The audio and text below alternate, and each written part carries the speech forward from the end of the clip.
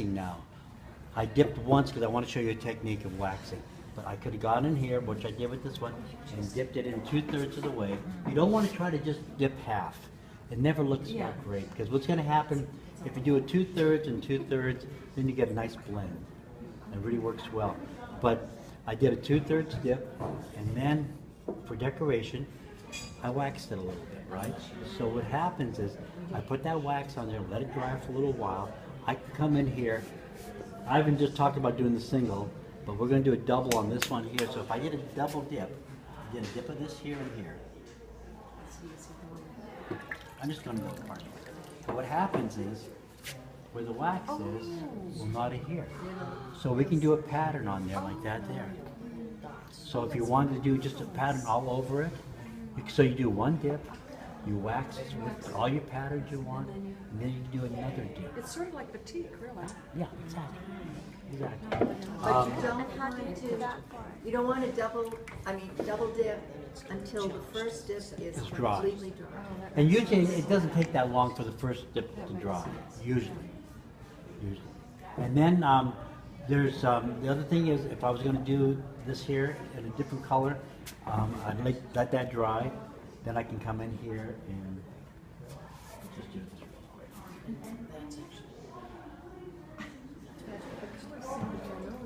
No, that's black.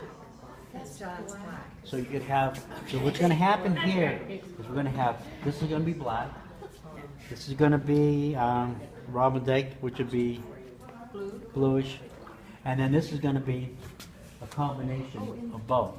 But now, see what just happened? I touched that because it's still wet. So if you touch this, any place that's wet, that's what's going to happen.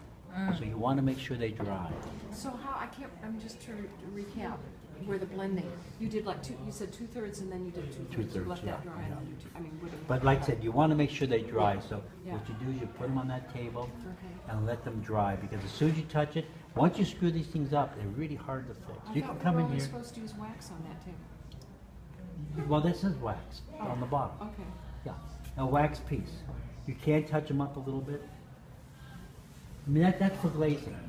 It's for glazing. Glazing too, yeah. Then, once this is all done, even though we waxed the bottom, you can see it still has glaze. If it's like that there, it's going to be on the reject shelf.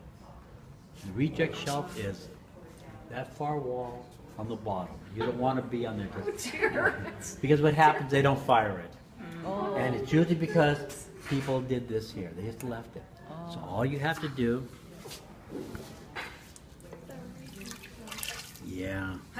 it's so embarrassing. It's like a dunce chair or something. It really is.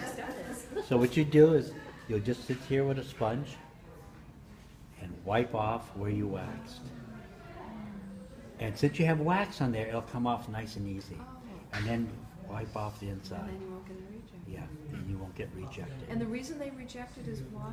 Because if there's glaze on the bottom here, it's going to melt because it turns to glass. It's going to stick to the shelf. And you're going to lose your piece, but you're also going to mess up a shelf. Okay. Yeah. And it's sad to lose your piece too. Yeah, absolutely. You know. If it's a really bad job, it could ruin the shelf. Yeah. And those shelves are pricey. Yeah, $100. And you'll probably Okay. Can you not wax a whole section of the bottom? You Or sure can. You don't have.